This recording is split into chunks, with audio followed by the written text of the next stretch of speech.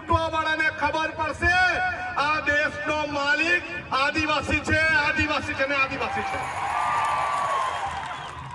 આપણું અનુકરણ કરતા થઈ ગયા, આપણા વિસ્તારની જંગલની ચોરી કરતા થઈ ગયા, આપણા વિસ્તારનું ખનીજ ચોરતા થઈ ગયા અને હવે ધીરે ધીરે આદિવાસીના પ્રમાણપત્ર બી ચોરવા લાગ્યા.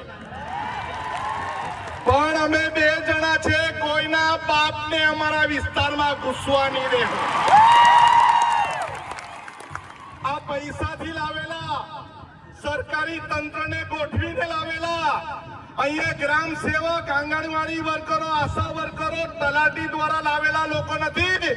આ બિરસા મુંડાના વંશજ છે, આ બિરસા મુંડાજીના વંશજ છે. જાતે રોટલો ખાઈને આવેલા છે, કોઈના બાપના વેચાયેલા નથી. આપણે સૌએ એક વાત સમજી લેવી જોઈએ કે પોલીસ હોય, સરકારી તંત્ર હોય કે આ લુચ્ચા ભાજપના ચોર લોકો હોય, અમે કોઈથી ગભરાતા નથી. અમે કોઈના બાપની આગળ ઝૂક્યા નથી ને કોઈના બાપથી ગભરાતા પણ નથી. આ આદિવાસી સમાજ કોઈ પ્રમાણપત્રથી નથી બનેલો. આદિવાસી સમાજ આદિવાસી માના કુખેથી જન્મેલો તે આદિવાસી છે. અત્યાર સુધીના અમારા 13 જેટલા પડતર પ્રશ્ન અમને સોલ્વ કરી આપો, પછી તમે વિશ્વ આદિ દિવસ ઉજવો અને પછી તમે બિરસા મુંડાજીની જન્મ જયંતિ ઉજવો. અરે તમારાથી એક બિરસા મુંડાજીની પ્રતિમા તો મુકાતી નથી અને જનજાતીય ગૌરવ દિવસની ઉજવણી કરે. અરે જનજાતીય ગૌરવ દિવસ નથી, આદિવાસી સમાજનો ગૌરવ દિવસ છે. અમારે આદિવાસી સમાજના ક્રાંતિકારી જનનાયકના ઉજવણીના દિવસે કોઈના બહારના માણસને લાવવાની જરૂર નથી. અમે આદિવાસી કાપી છે, કાપી છે ને, કાપી છે ને. અરે આ નારંગી ગેંગને ભાજપવાળાથી ગભરાવાનું, ડરવાનું નહીં. આપણી પાસે કોઈ બી આવે એને પહેલે પૂછો તમે આદિવાસી સમાજ માટે શું કર્યું છે.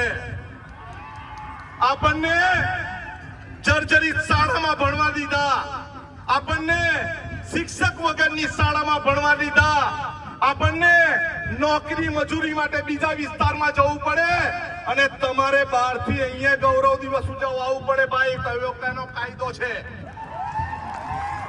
હવે કોઈ મગજમારી કરે તો તીર કામઠા કાઢવા તૈયારી રાખશો ને, રાખશો ને. આપણે હવે આર પારની લડાઈ લડવી છે. જ્યાં હોય ત્યાં આપણે સંઘર્ષ કરવો પડે. અહીંયા આદિવાસી દિવસ ઉજવવો હોય, આજે આદિવાસી ગૌરવ દિવસ ઉજવવો હોય ત્યારે પોલીસ એમ કે પરવાનગી લેવો. ભાઈ કેમ? અમારે અમારી જમીન પર પરવાનગી લેવાની? હવે કોઈ પરવાનગી નહીં. રસ્તા પર બેસીને જ આંદોલન થશે અને રસ્તા પર બેસીને જ ઉજવણી ઉજવાશે.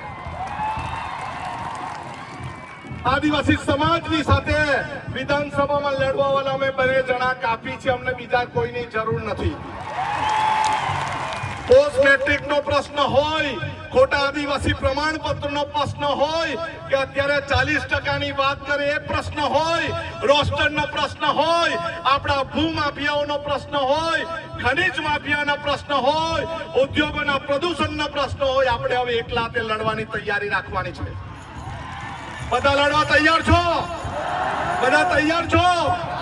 બસ આટલું જ. ગરમી પણ ઘણી છે. તમે ખૂબ પ્રેમથી મને સાંભળ્યો બદલ સૌનો આભાર. જય આદિવાસી, જય આદિવાસી, જય જોહાર. સૌનો આભાર. આભાર આનંદભાઈ. સાથીઓ, આપ સૌ